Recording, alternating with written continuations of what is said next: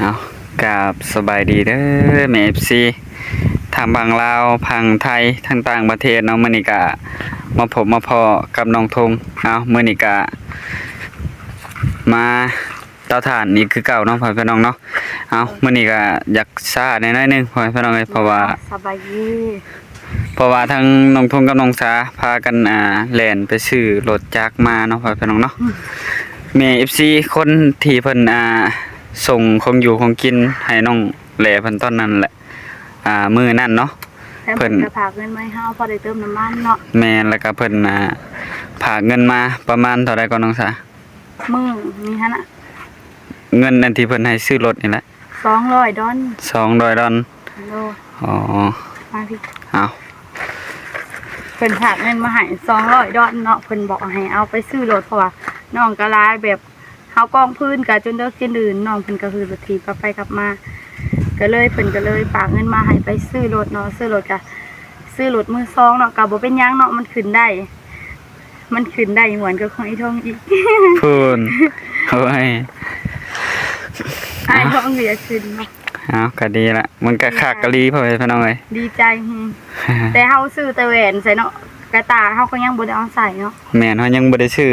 แหวนใส่เอาใส่แล้วแหวนนะเฮาซื้อแต่แหวนใส่แต่ว่ายังกระตาแล้วก็เบาะมันยังบ่ค่อยดีปานใดเบาะมันนะไปตอนนี้ก็ซื้อมาเรียบร้อยเนาะพี่น้องนี่ก็แหวนนี่ซื้อมาใส่ใหม่พ่อพี่น้องเอ้ยนี่รถสภาพก็อาจจะเบิ่งทางนอกอาจจะบ่ค่อยดีปานใดแต่จักมันดีแฮะแม่นแต่ภายในมันดีเนาะเขาเลือกรถเขาต้องเลือกทางภายในมันเนาะถ้าว่าภายนอกมันบ่เป็นหยังถ้าว่าภายในมันดีเลยโอเคเลยโดยคันนี้ทางน้องซาก็ขึ้นกับน้องลินส่วนคันน่ะไอ้ทงก็ขึ้นกับน้องละน้อยป้าเท่าทางน้องซาก็ดีใจแฮงเนาะที่แม่เพิ่นฝากเงินมาให้ไปซื้อรถเนาะขาดแล้ววันนี้ขาดแล้วมันเบิ่งบ่สิคักเนาะงามแฮงสีฟ้าก็เฮามีแต่ไปซื้อกระตามาใส่ก็คักเลยหน่อยทงอันนี้เฮาซื้อแต่แหวนใส่ก่อนเนาะแม่นเอาแหวนไอทงที่แหวนตัวใหม่ก็อยู่น้ำรถไอทงเนาะแหวนตัวใหม่อยู่ทางนี้แต่ว่าซื้อมาใส่แล้วอันนี้ก็มันก็คือกันนั่นแหละแหวนคือกันรถคันนี้ก็เอาใส่แหวนตัวนี้ก็ได้ไม่งางมาครั้งนี้น้ำดีใจยิ้มวัดมือเลยขากอันนี้มีแต่ภายนอกมันแหละแบบโกบมันแตกเขาก็เลยแบบอันนั้นออกเนาะมันบ่มีปัญหาดอกกับเรื่องกบมันขอแค่มันขึ้นได้กับพอขากแล้วมันแห้งกระโดดในท้องน้อยท้องน่ะโอ้ทั้งแห้งทั้งไวแล้วโดดเลยค่ะเพราะว่าไอ้ท้องขึ้นขับเนาะทางน้องสาขับรถขนาดตอนไปเอารถเลยขับมาแต่เพื่อนทางน้องสาแล้วน้องลินขับรถคันนี้ม้วนจนเบียกจับรถคันนี้เลยพอดีเป็นเท่าไรก็พอดีเป็น4 ล้านพอดี4 ล้านป้ายแม่4 ล้าน4 ล้านเพิ่งซื้อแหวนก็ซื้อจังนั้นก็ไปซื้อกระตามาใส่มาเบิ่งฟังก็ต้องซื้อครั้งนั้นอาจจะอันนี้มันเป็นรถภูมิใจที่ได้อันนี้มันรถยังก็เว็บยังก็รถเว็บจีนบ่รถโคลาวรถโคลาวรถโคลาวนั่นรถโคลาวหักแฮงเนาะเมื่อไงทงคอยงามหน่อยทงในกล่องก็งามอยู่ดอกอยู่ในกล่องเนาะรถปล่อยได้นี่ขึ้นมาตรฐานทุกมื้อเนาะดีใจแฮงเลยตื่นแต่เช้าดิเพิ่นสิได้รถเพิ่นตื่นแต่เช้าเลยน้องสาวเพิ่นแม่นคักเลยบัดนี้แม่นุ่มเนาะเสียงรถมันก็ม่วนนิ่มดีเสียงรถก็แห้งอีกพร้อมรถโคลาวเนาะของตะกี้เลยเนาะ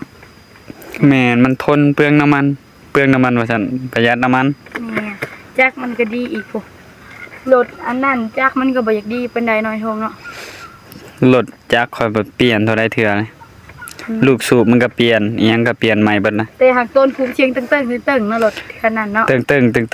เป็นน้ำโกบมันบ่แน่น อืม ถ้าโกบมันแน่น นิ่ม ใคร ได้ แน่ ตกคุ้ม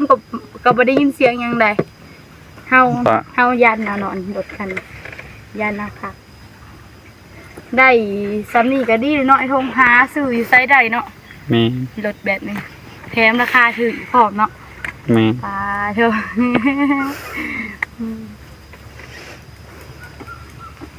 เอาบาดนี้เบิ่งรถแล้วเลยได้ไปกองพื้นต่อบาดนี้ด้นเติบเนาะเผื่อเฮาสิอันเบิ่งคักแน่แล้วเฮาก็ได้อย่ามั เป็น นเพนจนยังเลื่อนอ่ะประมาณสมิงก็ขัดแห้งเลย ถ้าแปลงดีๆนี่ก็มันก็ดีขึ้นเฮาก็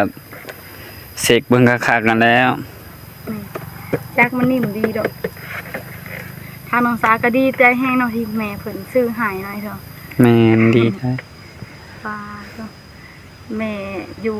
แม่ใจดีอยู่อเมริกาเนาะ แม่นนี่แหละคันนี้แหละที่แม่เพิ่น ให้อันนี้เพิ่นบ่ได้เลือกให้เนาะทางน้องทงกับน้องสาเลือกเอาเองเลยรถคันนี้ก็ได้ จัแห้งหน่อยโยมเนาะ มีแต่เพิ่นฝากเงินมาให้ซื้อ อาจจะซื้อก็เลือกเลย แต่ว่าทางน้องทงก็เลือกเบิ่งหลายคันแหละ3คันบ่ทางน้องทงเลือกเบิ่ง อันนี้ก็คือคันที่3เนาะ แม่นคันที่3คันนี้เลือกเอาคันที่3 งามแฮงดีใจแฮงเนาะทางน้องสากะขอบคุณทางแม่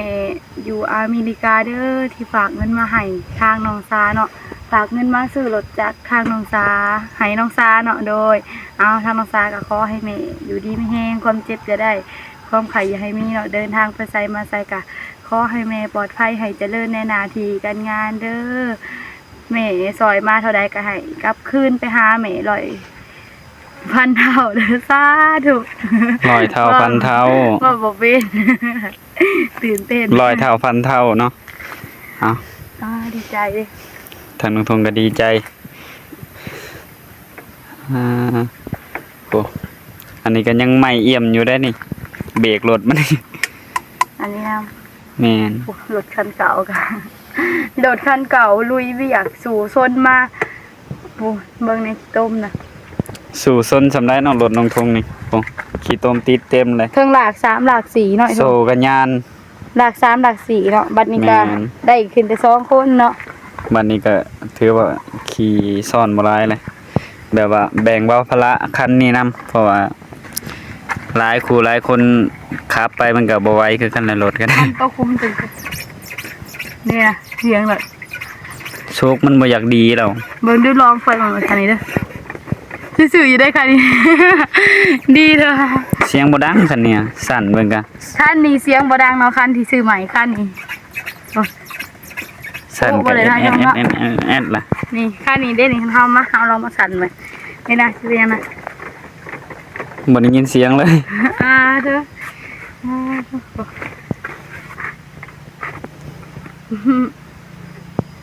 มีป้ายคักแน่รถจ้ะ ป้ายแต่ก็บ่มีหนังสือเนาะมัน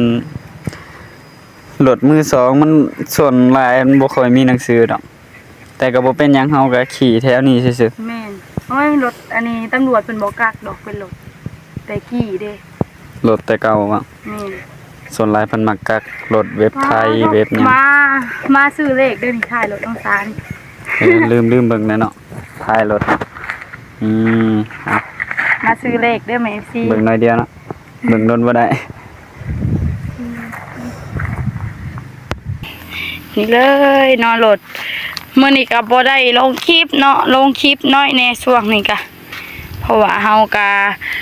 ค่ากองพื้นแน่เนาะถ่ายกองพื้นหลายก็เดี๋ยวสิว่ามือได้ก็มีแต่กองพื้นเนาะก็เลยทางองศาก็เลยบ่ได้สู่ถ่ายคลิปเนาะพุบรรยากาศอยู่เตาถ่านเนาะพุ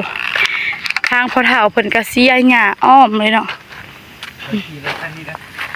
ยังไงทง โอ้ไอ้ทงอยากขึ้นรถคันใหม่เนาะบัดนี้เพราะว่ารถคันนั้นมันนุ่มดี เสียงนมฟ้าทางนี้พอเฒ่าเปิ่นกระทางเบิดเลยเนาะทางให้มันล่มลงเนาะนี่เลยสวนพอเฒ่าเสียหญ้าออกอะไรก็เป็นเลยเนาะเครื่องปลูกของพังลายแฮะมื้อเช้านี้ก็บ่ได้ถ่ายคลิปลงเนาะเผื่อเฮามาแต่เบิ่งรถก็เพลนเลยเนาะ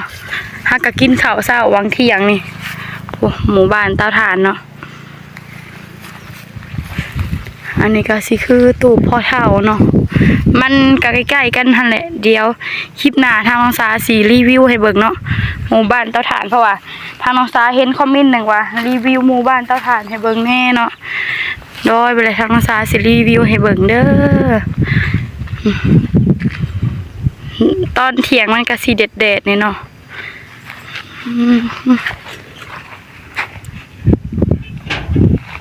โอ้ทางพ่อเฒ่าก็ลกหญ้าเนาะสบายดีพ่อเฒ่าโอ้ยังสิมื้อเอารถอยู่บ่พ่อเฒ่าลูกงานนี่แล้วก็มือรถมาแก้ลกหญ้าอ้อมเฮือนแล้วก็สิมื้อเอารถมาแก้พื้นพาโทษพ่อเฒ่ายังสิมื้ออีกเนาะมื้อเอาแม่เฒ่ามาเลยบ่บัดนี้มาเฮ็ดทาสเลยเอาสะไผเบิ่งข้าวให้ซะอยู่บ้านผู้อยู่นั่นแหละเบิ่งให้ก็ได้ดอกน้ำจำอยู่บ้านมีน้ำลายบ่พ่อเฒ่าในไหนาลายเลยอยู่พี่ก็บ่ค่อยมีเนาะพี่เนาะนะน้ำทั้งหมดก็อยู่บ้านเฮาคือกันน้ำเต็มอยู่น้ำจุเต็มแต่ผังเซได้อยู่บ้านน่ะเราไปลองมองทุกมื้อได้ปลาทุกมื้อเลยได้ถึงปลาเพี้ยปลาหยังปลาตัวปลาใหญ่น่ะอยู่ตามเซ่บ่แม่นโอ้บ้านอยู่อันนั้นในบ้านเพราะว่าขึ้นรถจักรไปหวานมองได้ไปใส่มองปะไว้เราอันนั้นไปนอนเซกะ 2-3 คืนพอค่ะนอนหาปลาแม่นอนหาปลาอยู่พุ่นถืออันนั้นเต้นไปกลางนอนเด้ไปหลายคนอยู่นอนกับบ่ย่านเอาคนเดียวน้ำจนจะกล้นตะพังเซ่เราน้ำขึ้นแล้วมันมีปลาหลายน้ำลายปลาลายเลยแม่พ่อเฒ่าเพิ่นก็นั่งลกหญ้านี่โฮมเราไปนอนกันเนาะ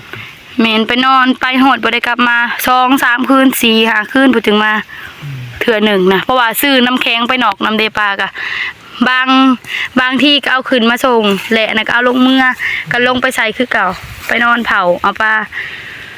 คนใส่เบ็ดหลายเพราะว่าน้ำขึ้นแล้วปลามันหลายเด้โหน้องลินก็น้องลินสบายดีน้องลินก็บ่ได้ขึ้นรถถีบก็ไปกลับมาแล้วบัดนี้ได้รถเลยน้องลินได้ขึ้นรถจักรแล้วน้องน้อยๆก็ขึ้นกับไอ้ทงน้องสาก็ขึ้นกับน้องลินเนาะเพราะว่าน้องลินคือรถจักรเมื่อมันคือรถถีบเมื่อตอนกลางคืนก็สิยากแน่ยากน้ำไผนี่แหละเมือสิงมมืดเมื่อก็ย่านแต่บัดนี้มีรถเลยเนาะเพราะว่าไผรถก็มีตารถก็มีเนาะมันหุงอยู่เปลี่ยนใส่แต่แว่นกับกระตามันบัดถีบมันมีตาเด้แม่รถถีบบ่มีตาน้องลินลกหญ้าซอยพ่อเฒ่าอยู่บ้านกับป้าหลายอยู่บ่พ่อเฒ่าหรือว่าบ่มีป้ามันบ่หลายเด้แม่อยู่แถวบ้านจะบ่มีป้ามีปลาหลายมีเยอะมันบ่หลายแต่อยู่บ้านเฮาเขาขายแซ่ๆอยู่บ้านของมันน้ำลายเด้บ่อนโฮมที่อันเดียวนะฮะแม่น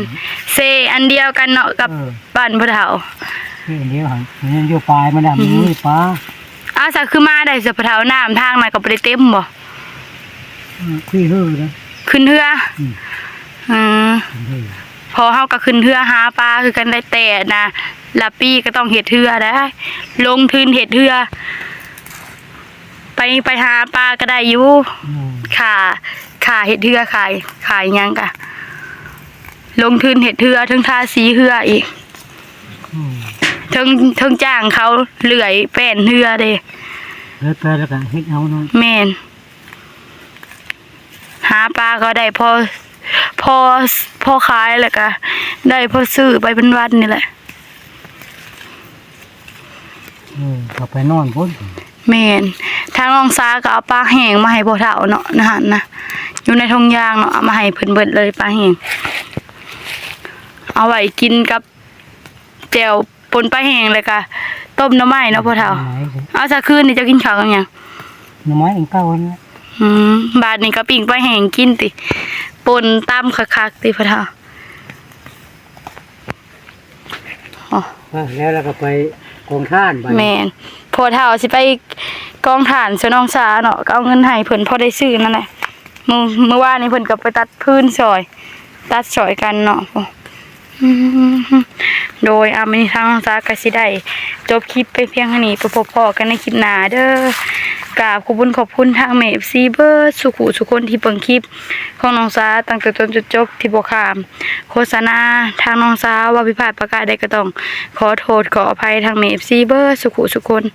ทางน้องสาสิขอตัวลาไปเพียงเท่านี้ขอกล่าวคำว่าสบายดีบ๊ายบาย